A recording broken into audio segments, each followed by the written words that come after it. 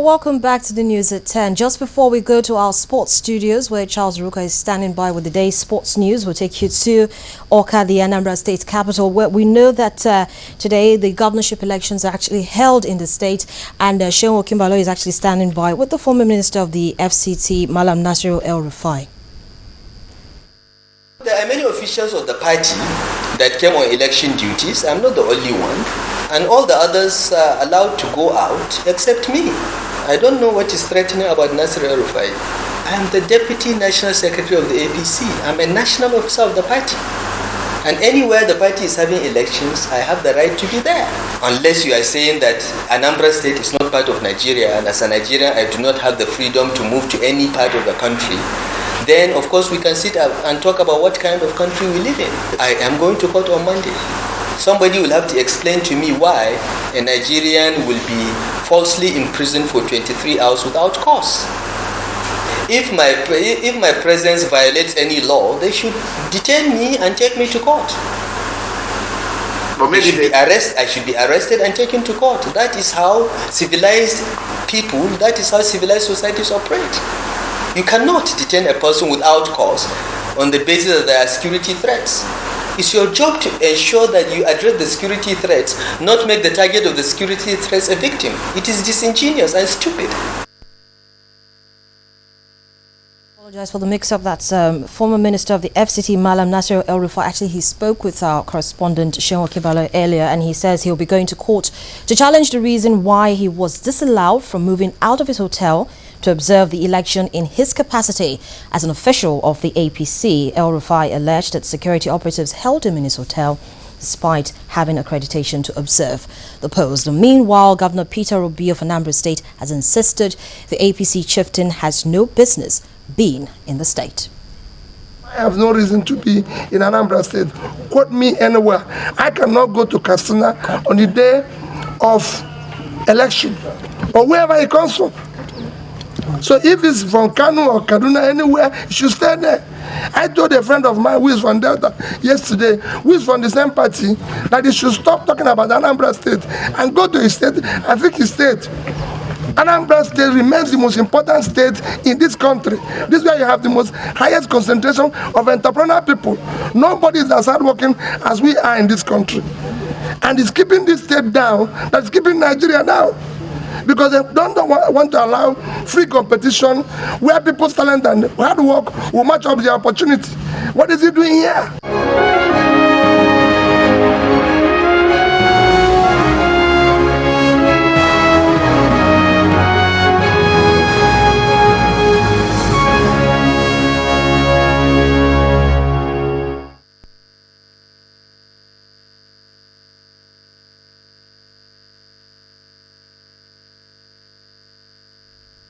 Well, that was Governor Peter Obi reacting to the claims by Malam Nasiru El-Rufai about being held in his hotel against his will. But we take you straight now to our sports studios, and Charles is standing by. Hello, Charles. Oh, thanks, Harriet. Welcome to Sports News. The Super Eagles of Nigeria have qualified for the FIFA 2014 World Cup in Brazil after a 2-0 win over the Walia Antelopes of Ethiopia in Calabar.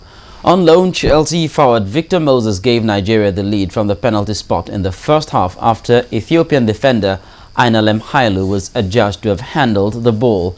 Nigeria weathered some Ethiopia pressure in the second half before extending their lead in the 82nd minute through substitute Victor Nsofo, who blasted a free kick past Ethiopian goalkeeper Sesei Bassa. This qualification marks the 5th time Nigeria will be making an appearance at the FIFA World Cup. Sonat Bishop watches on. The referee, Mr. Angerson, he can't do anything but points directly to the penalty area and stop the ball from getting in the way. Well, that's a harsh decision, isn't it? Everybody trying to get in queue. Now, what can he do? Victor Moses up against Bianca. Oh, he just slots it into the right-hand corner, and the Super Eagles take the lead here and move 3-1 up on aggregate in this second leg. FIFA World Cup playoff. Moses celebrates.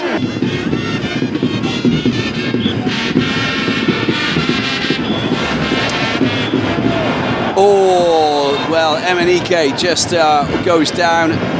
He's in a bit of a bad state there. Picks up a yellow card in the process by Gicho Bekadu, striker for the Debit. 27 years of age. Look at that goal! What an absolute scorcher! It came out of the blue, and well, we didn't expect that. Meanwhile, President Goodluck Jonathan has congratulated the Super Eagles on their qualification for Brazil 2014. In a State House release, the president praised the team's successful qualifying campaign and urged them to work hard towards fulfilling the country's dream of being Africa's first winner of football's biggest event. He rounded off his congratulatory message by assuring the Nigeria Football Federation of the necessary support needed in their quest to attain even greater glory at the World Cup finals in Brazil next year. And that's it on Sports News. It's back to Harriet with the rest of the news at 10.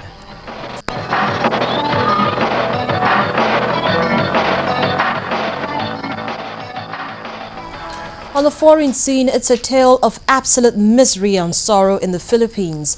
More than a week after Typhoon Haiyan devastated the central part of the country, the death toll is overwhelming, with entire communities flattened and nearly 2 million people displaced.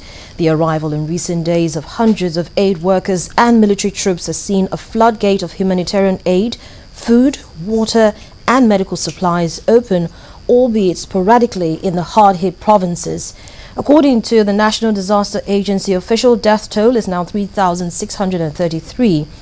12,487 are injured, and at least 1,179 people are missing.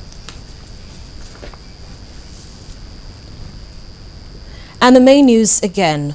Voters turned out in large numbers today to cast their votes in the Anambra governorship election amid reports of a peaceful exercise by observers. The Amechi-led Nigeria Governors Forum have called for decentralization of power. Nobel laureate Professor Wole Soyinka and the Catholic Bishop of Sokoto Diocese Matthew Kuka have advised them to show exemplary leadership. And the governors of Lagos and Ekiti states have insisted that a national conference is a waste of time.